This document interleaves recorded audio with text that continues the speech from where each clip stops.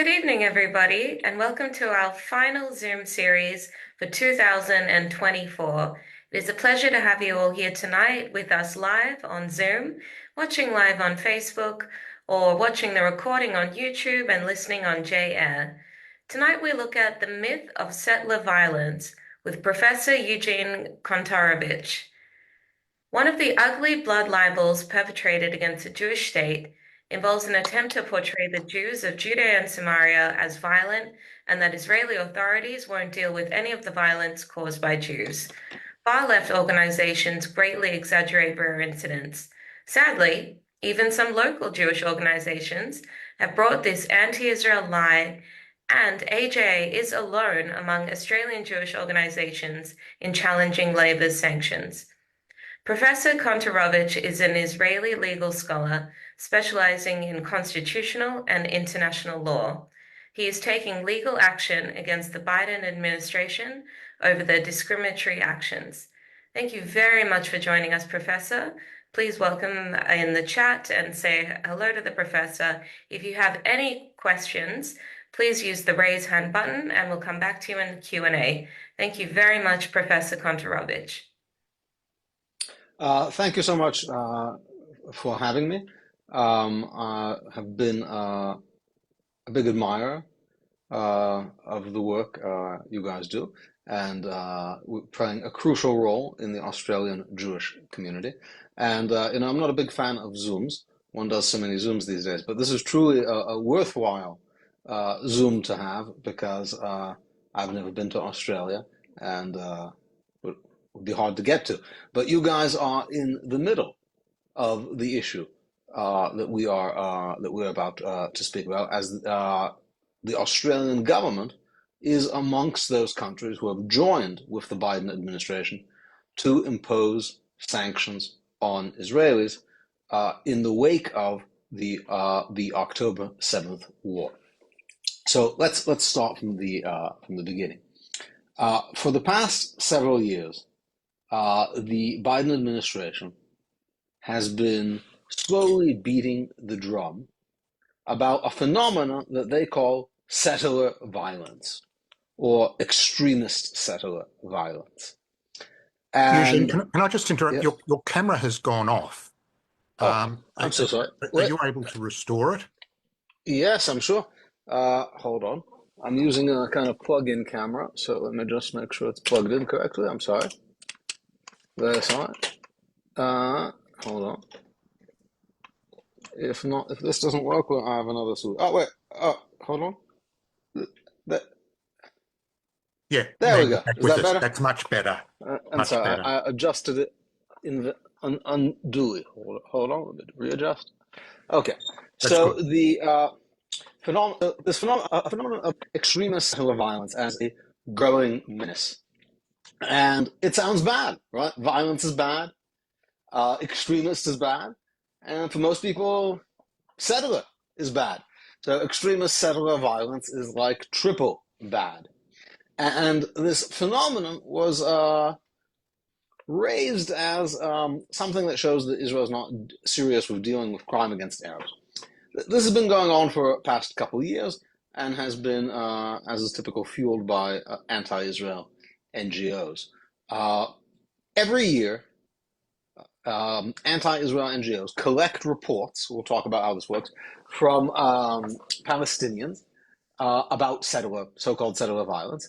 They collect these allegations, they package them into reports, and then they transmit them typically to something called OSHA. OSHA is the Office of the Coordinator of Humanitarian Affairs of the United Nations Secretary General, which is an office that functions around the world, but in the context of Israel, functions principally to magnify and amplify Palestinian claims against Israel. OSHA itself, in turn, puts out statistics on settler violence, and these statistics claim to show a significant levels of settler violence and that it is rising. We're going to talk about these statistics. OSHA itself is not particularly important, except for the fact that its statistics are then, in turn, relied upon by the United States and perhaps other countries in making sanctions decisions and determining that there is a problem called extremist settler violence. On February 1st, the Biden administration issued an executive order imposing harsh sanctions, allowing the imposition of harsh sanctions on anybody, not just Jews, who engages in certain kinds of conduct in what they call the West Bank. And this executive order was advertised as a measure against this phenomenon of extremist settler violence. Crucially, and this is an underappreciated fact, the order did not merely allow sanctioning violent behavior. The order allowed sanctioning anybody who engages in violence in the West Bank. We'll talk, and we have to circle back to discuss what we mean by violence, but also anybody who destabilizes or undermines peace and security in the West Bank. In other words, with no violence required. In other words, the United States sanctions regime, created specifically for areas of the West Bank under Israeli control, allows people to be sanctioned specifically who have done nothing violent, with no connection to violence, if they are bad for stability and peace in the Middle East. Now, we know what the Biden administration considers to be good for peace in the Middle East. The two-state solution, the creation of a Palestinian state, ruled by the PLO, which accompanied Hamas on October 7th, and which has applauded Hamas's activities on October 7th. That's what they consider to be good for peace in the Middle East. We also know what they consider to be bad for peace in the Middle East. That is, Jews continuing to live, build communities, and have population growth in communities in the West Bank. Jews building houses, Jews praying at holy sites in these areas. That's bad for peace in the Middle East. Under the terms of this executive order, all of that becomes potentially sanctionable. Now, what do U.S. sanctions mean? U.S. sanctions are serious business. U.S. sanctions mean that the sanctioned individual becomes a kind of pariah, in that nobody is allowed, nobody with U.S. contacts, no U.S. actors, are allowed to provide him with goods, services, or basically anything. In other words, a kind of leper. In other words, once you're sanctioned, people who give you stuff, such as groceries, internet access, after-school activities for your kids, are all themselves potentially sanctionable.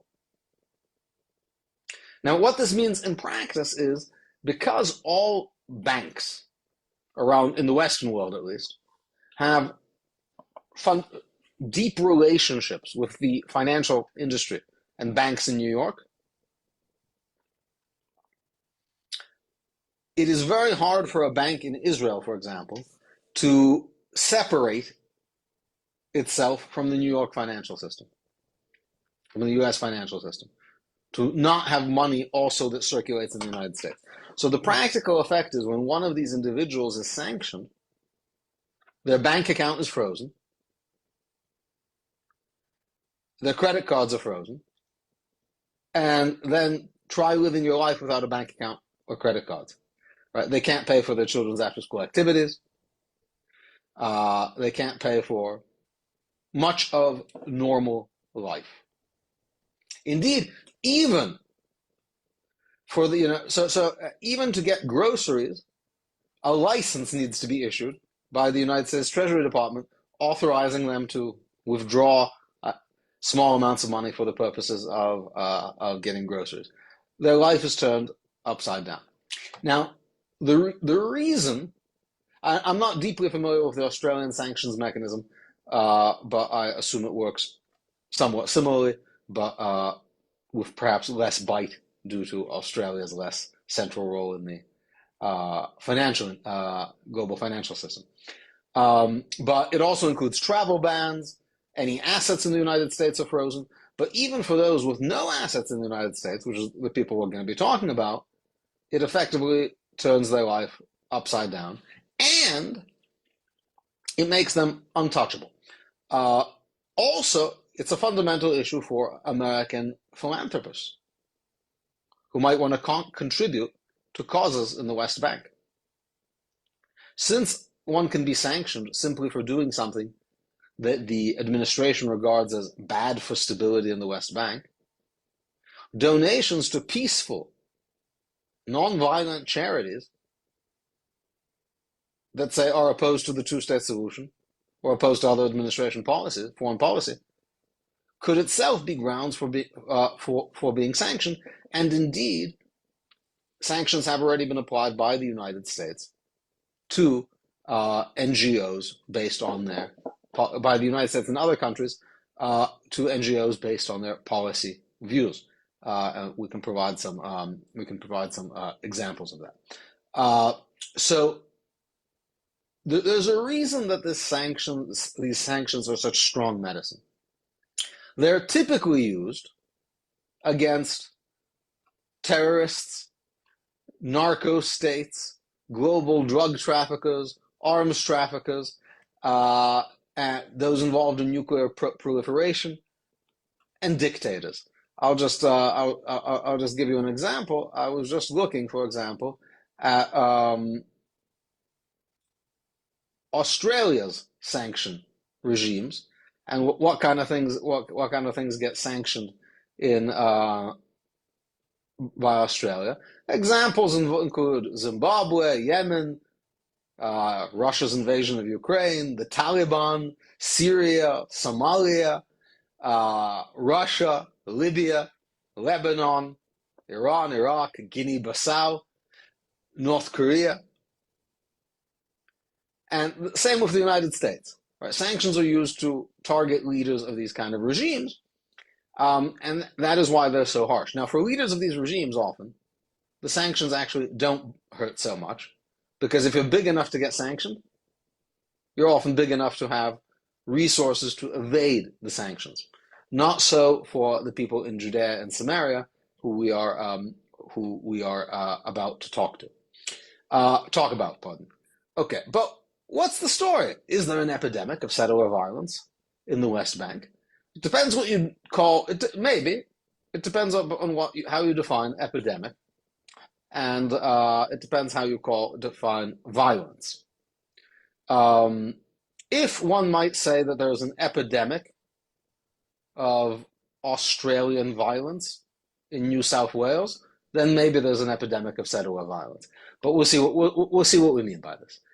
According to the statistics relied on apparently by the United States government and compiled by OSHA, this United Nations agency, there were in 2023, the last year that they looked at, 856 incidents of settler violence. Is that a lot or a little? So first of all, we have to think, what do they mean by settler violence? So first of all, 856 includes every conceivable kind of alleged form of violence, from property crimes, assault, but typically property crimes, vandalism, graffiti is the overwhelming amount of what they are alleging. Violent crimes, very small amount. Okay, but it gets better. The intimidation and assault is also considered act of settler violence, such that if Palestinians have a confront an Israeli, threatening him, and the Israeli says, "Get away from me," that could be counted as an act of settler violence. I'll demonstrate this in the most clear-cut case. when 3 terrorists armed with knives broke into a Jewish farm and were shot by the farmer, that was counted as an act of settler violence by the United Nations. To cut to the chase, the United Nations considers acts of legitimate self-defense settler violence, and anything that results in any purported injury to a Palestinian in the West Bank to be acts of settler violence, including operations by the army.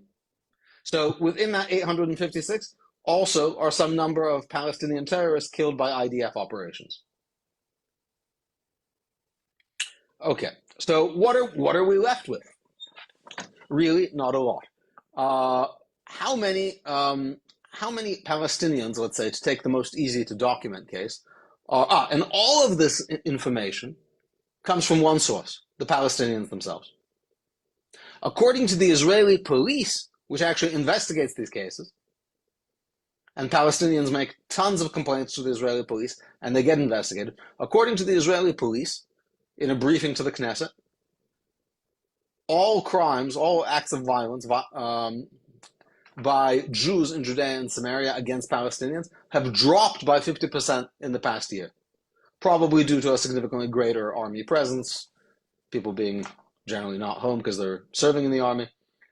So there's been actually a steep drop, as the Israeli police calls it. So this is all complete Palestinian self-reporting. So when you're dealing with crime statistics, the easiest crime to kind of count is murder, because you have to have a body. According to OSHA, something on the order of 7 or 8 Palestinians were killed by Jews in 2023, 2022 into 2023. When you take out army operations and clear acts of self-defense, you're down to maybe 1. What? Okay, compare that compare that to an epidemic of violence. I took a second to look up murder statistics in New South Wales. Pretty safe place by global standards. Pretty safe place. 79 murders in 2022 or 2023, the last year they had data for. 79 murders. Now, New South Wales has roughly 14 times the population than the Jewish population of Judea and Samaria. In other words, the murder rate by Australians in New South Wales is something like 5 or 6 times greater than the murder rate by Jews in Judea and Samaria. Maybe it's time to put sanctions on Australia for the epidemic of Australian non-extremist, regular criminal violence.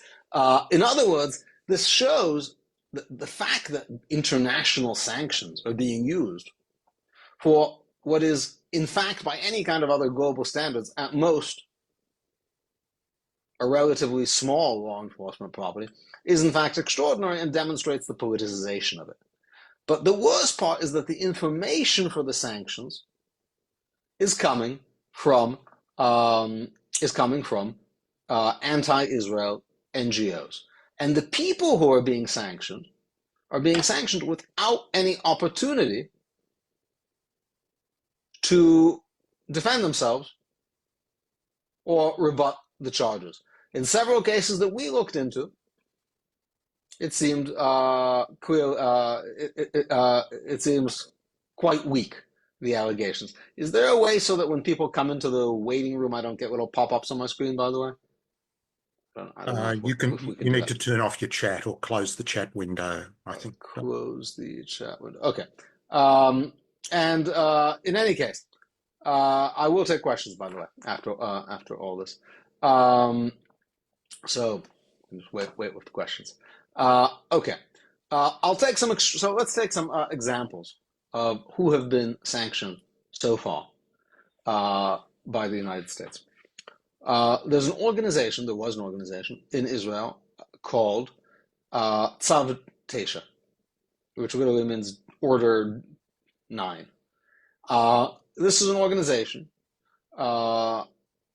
founded in part. Guys, don't put your questions in the chat now, please, because it pops up on my screen and is distracting. Wait till I'm done and then put your questions in.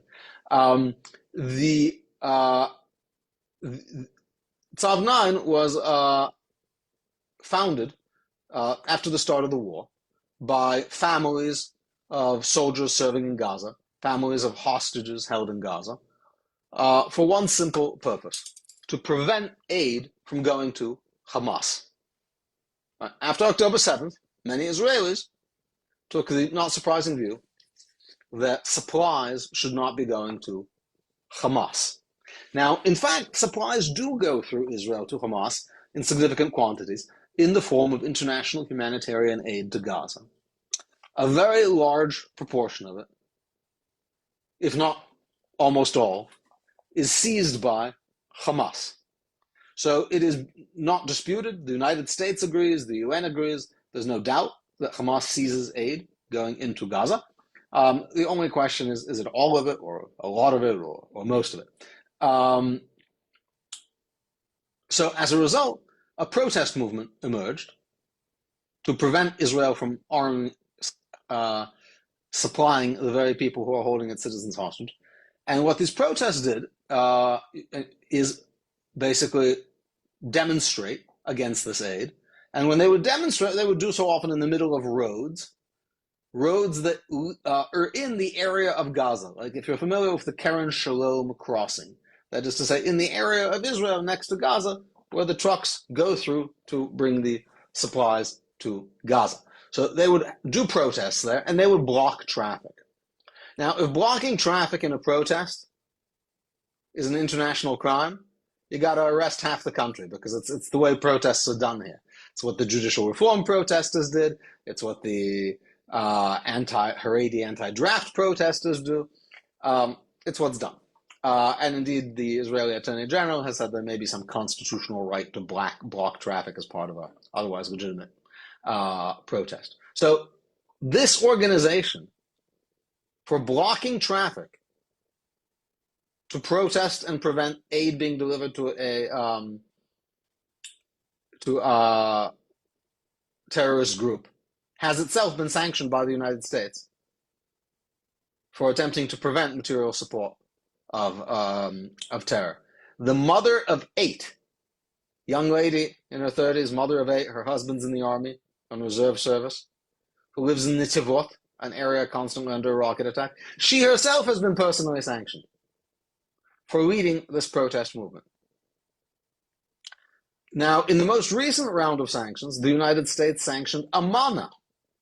Amana is a company that builds houses for Jews in Judea and Samaria. They are not even alleged to have done anything violent. Their crime is building houses for Jews. Now, the way the State Department explained it is there's this problem with violent settlers. As I've explained, problem does not seem to be an actual problem of international note. But no doubt there are some criminal elements and vandals amongst a population of 600,000 as there would be amongst any other population. So they say there's such a thing as violent settlers. Amana builds houses in which Jews live. Those Jews, let's call it, who will be settlers. Some of those Jews may commit crimes against Palestinians. So Amana is making that possible. By this notion, any building contractor in Australia is responsible for criminality because some of the people who live in the building will surely be criminals. This is basically setting the stage. Let me take a step back. There's what's called BDS, Boycott, Divestment, and Sanctions Movement, which basically tries to browbeat and pressure companies into not doing business with Israel. That movement has been largely unsuccessful, in part because companies do business with all kinds of shady countries, and companies' goal is to do business. Companies are in the business of doing business.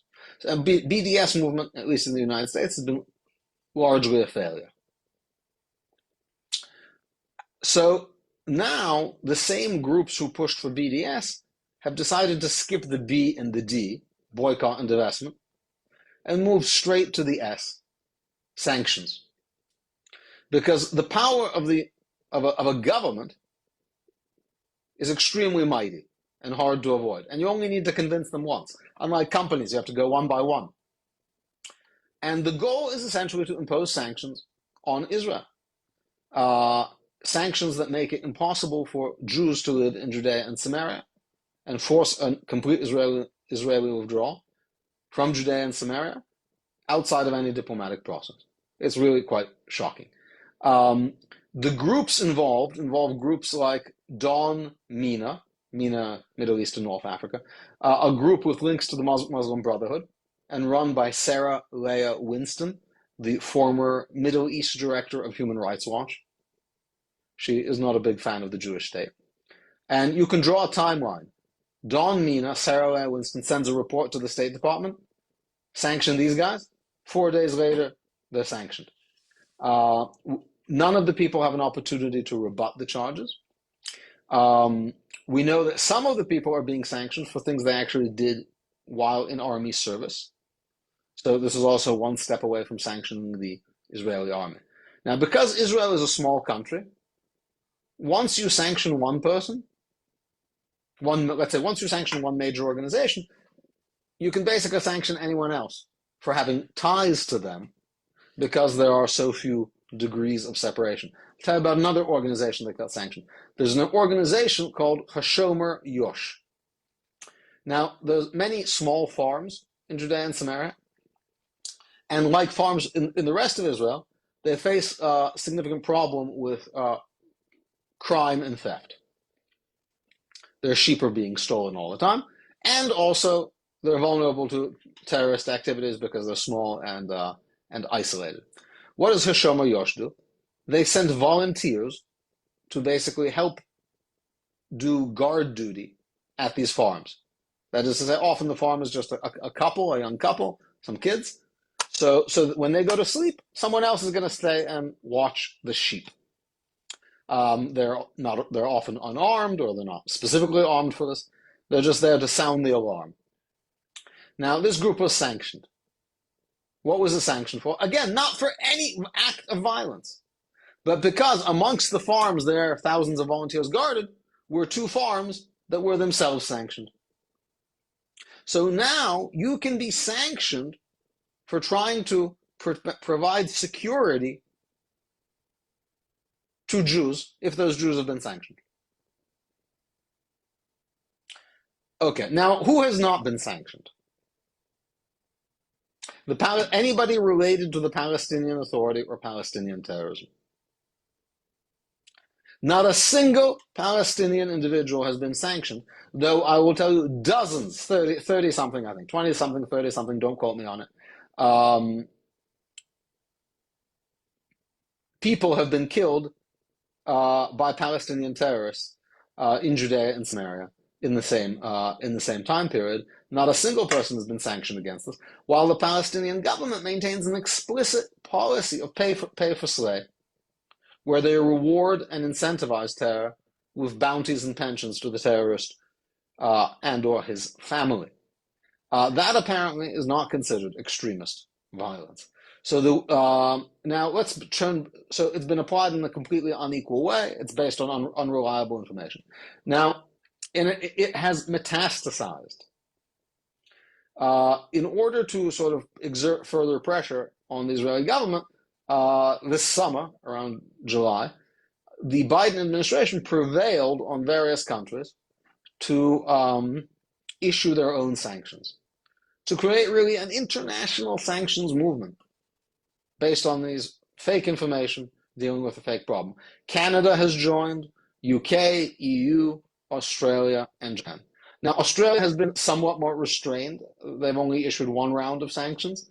Canada, I believe, now has issued 3 rounds of sanctions. I think the UK has issued a couple rounds, or the EU has issued several rounds of sanctions. Now, these other countries, not Australia, but Canada and the UK, are even seeking. They're seeking to sanction NGOs that they disagree with, and really, there's no end to this. 88 U.S. legislators wrote a letter to Biden, calling for him to sanction Amana, the construction company I mentioned, and Regavim. Regavim is just a think tank, a watchdog group that monitors illegal Arab construction in Area C and elsewhere, and also in the Negev and Galilee, and issues reports. They would have probably been sanctioned had they not joined this lawsuit that I'm involved in, that was brought in federal court in Texas. But really, we can see where the end of this is. The end is sanctioning groups on the Israeli right for pointing out illegal political Palestinian activity. And it's a gross abuse. And I would say that I consider this one of the most dangerous developments to Israel that have emerged during the war because of its absolutely destructive potential.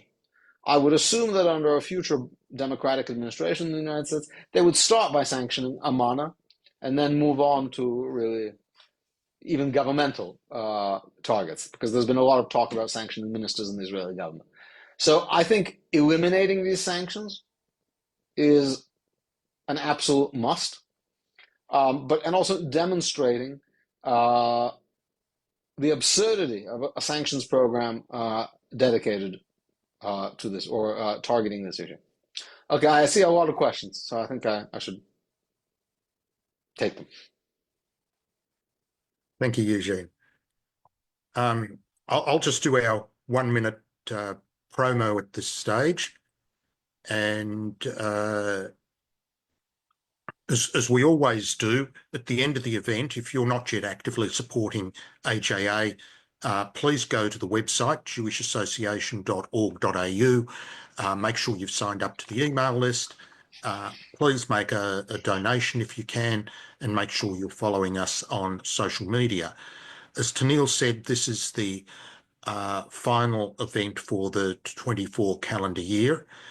We return late January. Our first speaker will be an IDF Major General, and we've got some very exciting things already in the pipeline for early next year, one of which is we have Melanie Phillips coming in the first week of February.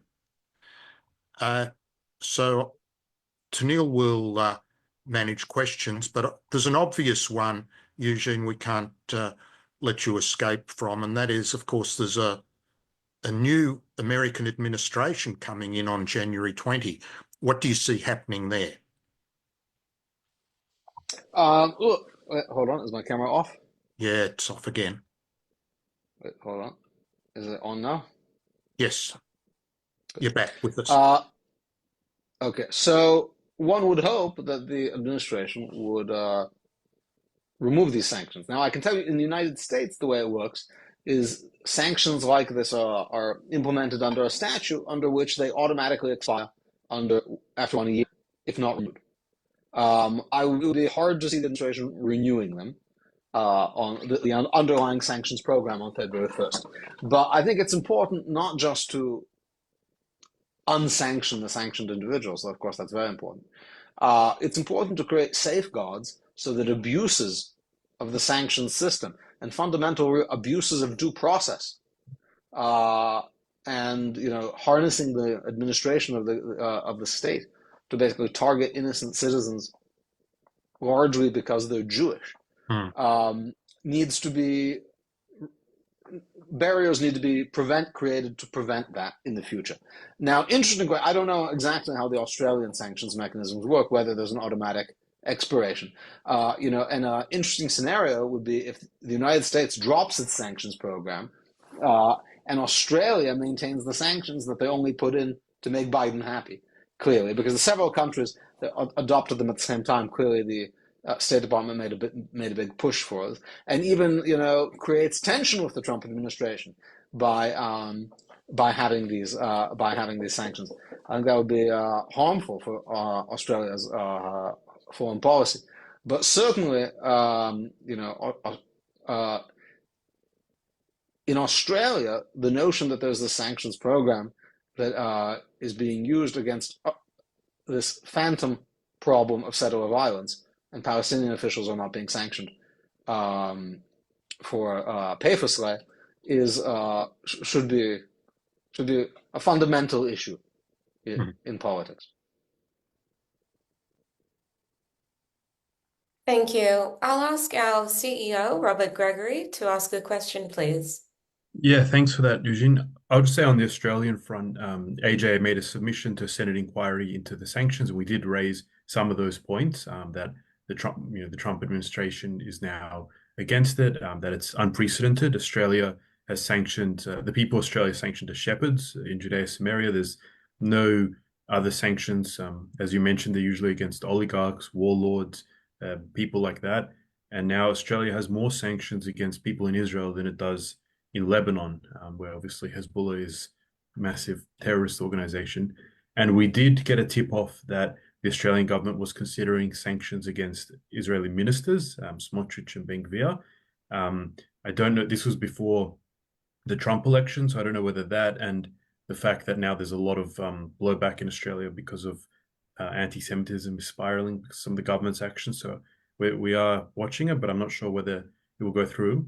But my question is on a different point. A lot of people have seen your suggestion for Gaza has been making waves. Ben Shapiro spoke about it. So do you want to just let everyone know what you suggest? Sure. So many things have been tried to retrieve the hostages. It's extremely difficult because obviously the most direct option, military option, could be done, but is not being done for fear of harming the hostages. The reason Hamas, even though it's quite badly degraded and defeated, has not released the hostages is they're their fundamental ace up their sleeve. They're going to hold on to them as long as they can. And the losses that they've suffered, they may not perceive as losses in the way that we would, right? That is to say, it's clear that they don't see harm to their civilian population as a big minus, right? You've got to think of it's like Vladimir Putin. He's lost maybe hundreds of thousands of soldiers. It just doesn't seem to be a significant cost for him, right? To impose costs on Vladimir Putin, you need to do things other than simply, kill his soldiers, which he doesn't care about. So to incentivize Hamas, you have to figure out what they care about. And we know, they tell us, they care about land and they care about territory. And they care about history, and they take a long view. How do we know they care about land and territory? Because their entire war is to take more territory and to kick Jews out of territory. So what I proposed is that President Trump say, instead of saying, please, please, please, please, please, please, we'll give you some more, because what Biden did is said, we're going to pressure Israel to give you things, prisoners, territory. So Hamas says, wow, if that's the way the equation works, we'll just keep saying no. And each time they'll have to make a better offer. That's why they kept saying no. They were sure they'd get a better offer. So what I propose is that President Trump say, for every single hostage, for every day that hostage is not returned, Gaza will lose a certain amount of territory, say 1 square kilometer, per hostage per day. For every hostage that is not returned alive, multiply that by 10 or 100. Every day you lose. Every day you lose permanently. That is something I think they will understand. That, wow, Trump is going to recognize Israeli presence in Gaza because of us. We will go down in history as the people who lost territory to the Jews. I think that could truly incentivize them. Thank you. Alan, would you like to unmute? Yes, thanks to Neil. Eugene, I believe the term settlers originated because of a biblical connection. In other words, Abraham settled the land. But these days, it's a term loaded with bias, which automatically suggests that something illegal is going on. But it's a term the whole world likes to use. So should we be working harder to use alternative words, or have we lost this battle? I'll tell you, there's a word called Žid, which means kike, in in Russian, let's say. What did that word mean? It's a Polish word that just meant Jew. So why does it have a pejorative connotation? Because every time Poles used it, they meant it in a pejorative way, even though it was the ordinary word for Jew. In other words, it's worth thinking about language. I think the word settlers comes from the fact that small town in Israel, like any kind of new town, small town, is called a yeshuv, which literally means a settlement. Like if you go today and say, I live in a yeshuv in the Galil, a settlement in the Galil, that means you live in a small town in the Galil, a new town in the Galil.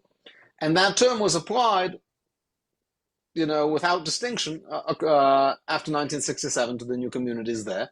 They're also called settlements because everything in Israel is called a settlement. But then I'll put it this way: the fact that the international community uses a translation of a Hebrew word to refer to people living in territories that came under Israeli control after 1967 shows that the entire prohibition of so-called settlers is really an Israeli-specific one that is really being applied in a very particular way to Israel. I think we shouldn't call them settlers necessarily. I'm just using this word because it's what's in the regulations. People, Jewish communities. I think those are all fine terms. Jewish villages, towns. There's cities now. Thank you. Joe, would you like to unmute? Yes, I'm honored and privileged to listen to you, Eugene. Thank you very much for being our guest. My question is about, is there any value of us, majority of Jews, stopping to use the fraudulent labels such as even West Bank, Palestine, Palestinian, occupied Palestinian territories, and the like? Yeah, well, certainly amongst ourselves, we should not use it. I think Judea and Samaria is a perfectly fine term. And again, just to underscore the point about settlers. When Jews who live in places like Jaffa with significant Arab populations, when Haaretz, a left-wing Israeli paper, writes about them, they call them settlers in Lod. So we certainly should not adopt those terms. The only trade-off is you have to think when you're trying to communicate to other people, you have to have them understand what you mean, right? So you should, if someone's unfamiliar with the term Judea and Samaria, you have to introduce it and explain it. So Judea and Samaria, which is what the United Nations called the areas later occupied by Jordan. So we're not going to call it the West Bank. That's the Jordan occupation name. Thank you. Jeff, would you like to unmute, please? Shalom, Eugene. The answer, my friend, is blowing in the wind, as the song goes. Here is my answer. It's going to take a bit of work. We are completely overwhelmed by evil, and we're also overwhelmed by the inability of our people to confront it. So there is only one answer, really. When I come to shul and start schmoozing, it's almost impossible to get people's attention because they've heard it all before.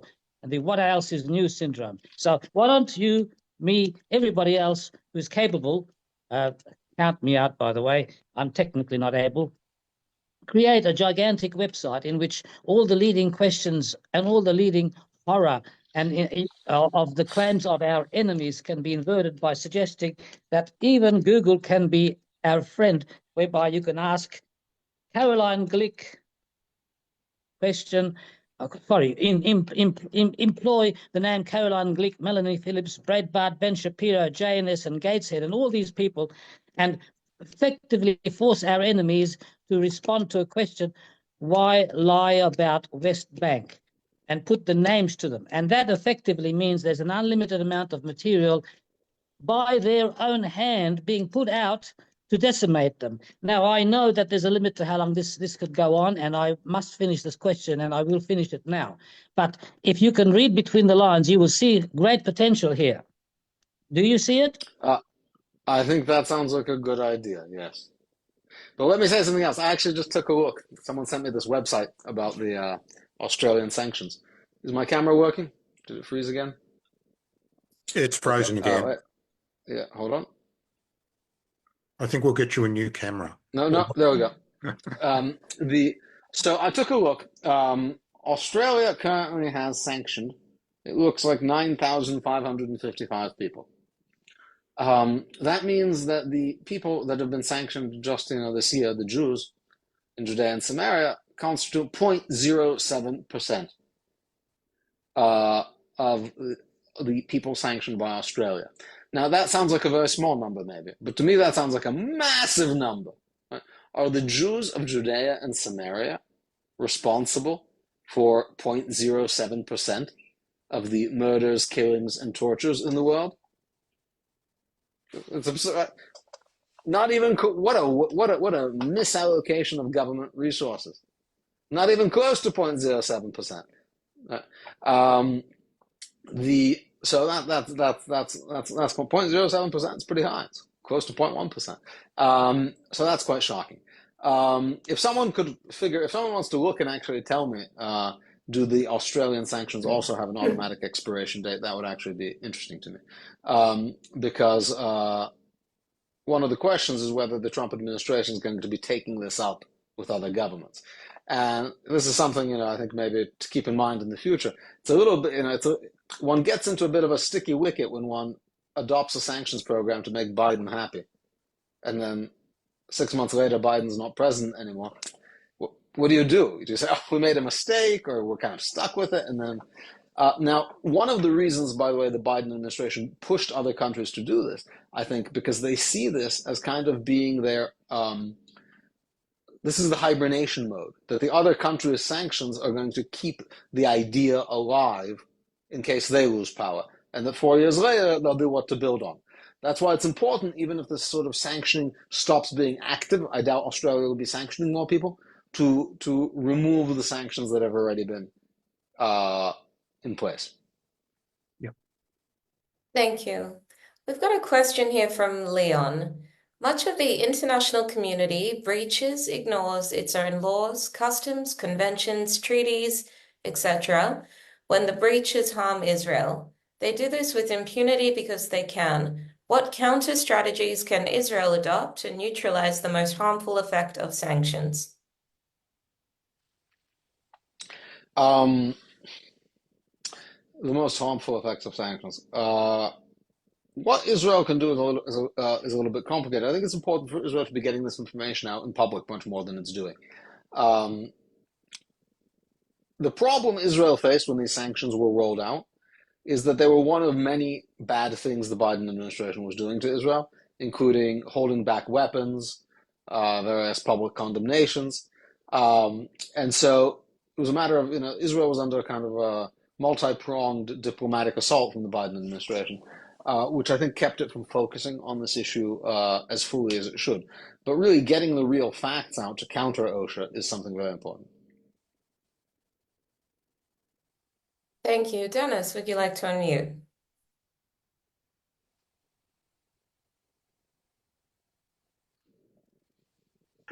Eugene, thank you very much indeed for all your explanations. I have a question with regard to what is reported. From time to time, we get reports in the news in Australia of Jewish residents of Judea and Samaria actually inflicting damage or causing pain to non-Jewish residents of those areas. Do these events actually happen? If they do occur, what does the Israeli government do about it? Can it better tell the world what it is doing to people, or in terms of prosecution or any other method that they may use when these events occur? So it's hard to speak in generalities. I could never say nothing like that has ever happened. No Israeli Jew has ever harmed a Palestinian. That would be strange. if that were the case. Yeah. Just like it's probably not the case that no Australian has ever harmed a Palestinian or an Aboriginal or whoever. That would be weird. The cases reported in the news, the fact that it's reported in the news is not a demonstration that it is true. The news, the question is, what's the source? The news typically, often at least, relies, let's say, uncritically on Palestinian allegations or on NGO reports that rely uncritically on Palestinian allegations. Palestinians will say that, will cry foul if, for example, they try to ambush a Jew and the Jew defends himself. If they trespass on a Jew's land and the Jew tells them to leave, they will say, we're Palestinians, we're driven off their lands, right? So that's, by the way, much of these incidents of settler violence is basically what you call conflicts between shepherds over land that actually probably does not have private ownership of any kind, government or state land. And basically each side is telling each other to get the flock out of here. But when the Jew yells at the Palestinian sheep, so to speak, that has actually been counted as settler violence. But there may be cases, I would say, rare, exceedingly rare by any kind of global crime standards, of crimes being committed. Crime. So violence is not a good term, right? Because violence could be justifiable violence. There could be, I wouldn't say, it is not the case that there are no crimes committed by Jews. In the case of sort of physical violent crime, it's exceeding, as opposed to graffiti or property damage, it's exceedingly rare. Israel really does it the best it can to investigate. There's a dedicated unit of Israel's FBI, a very large unit that seeks to monitor this. But when in crime, it's almost impossible to get zero. Right? Zero crime requires sort of massive enforcement and massive deterrent penalties. Israel is a country like Australia, with like low penalties for crime. So when the amount is like this big, getting it to zero is just very difficult. Thank you. Maurice, would you like to unmute, please? Eugene, what assistance does the government provide to sanctioned individuals and families? None that I know of. Why not? Because if you provide assistance, you get sanctioned. Well, That's the there threat. are ways of there are back doors to everything. Yeah, I don't know about that. Government's not good at back doors. Okay. Maybe on that, we've got a question in the chat. Other than fight it out in the courts, what other tactics are available? Look, a very important tactic is, let's just take the case of Australia, which is probably more important to you. Political. Right? The sanctions were imposed as a political act, and they need to be repealed as a political act. Yep. I'll ask one further question, seeing we're getting to the end of that. I'm going to show you the headline of a newspaper, a major newspaper, the Australian, and you can see there that there is a Jewish group that is announcing criticism of settler violence, antithesis of Jewish values.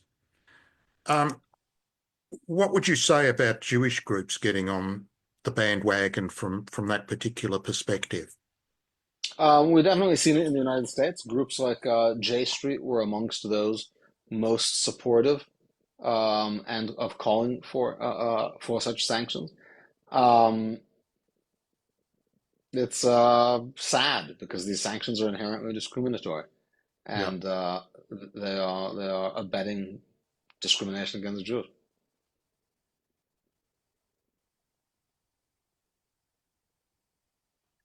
Thank you. I'll go to another question in the chat. Do you know how it works in Australia? Do sanctions expire in 12 months, or do they stay active until actively cancelled? So apparently we got an answer to that they need to be repealed. Yeah. Right, it says that They remain in effect, which means the effect in Australia. This needs to be made a political issue, and the easiest way to say it is what proof? Show us the proof. Show us the proof, and show us. For example, a very simple exercise someone could do: figure out how many people have been killed in war, terrorism, conflict, or other violence in the world, and how many of those are Palestinians killed by Israeli civilians not in self-defense. Is the latter number 0.07% of the former number? If not, right, we have a problem. Yep. We might go to our final question. That's a demonstration of the discrimination, of the discriminatory effect. Sorry. So for our final question from the evening, we'll go to David. What do you make of the lawsuit filed in the U.S. District Court for the District of Columbia, alleging that the State Department under Secretary of State Antony Blinken has deliberately circumvented U.S. human rights law to continue funding and supporting Israeli military units accused of atrocities in Gaza and the Israeli-occupied West Bank? I mean, I haven't read the lawsuit, but since Israel has not been committing atrocities, I assume it's unfounded. I'll just see if there's any further questions while we've got the last couple of minutes in the chat. Eugene, can you just make a comment about how your case is going in the US? So in America, look, it's filed in federal court. Federal court is very slow. So we're still at the early stages of briefing. We're, many months before any kind of ruling.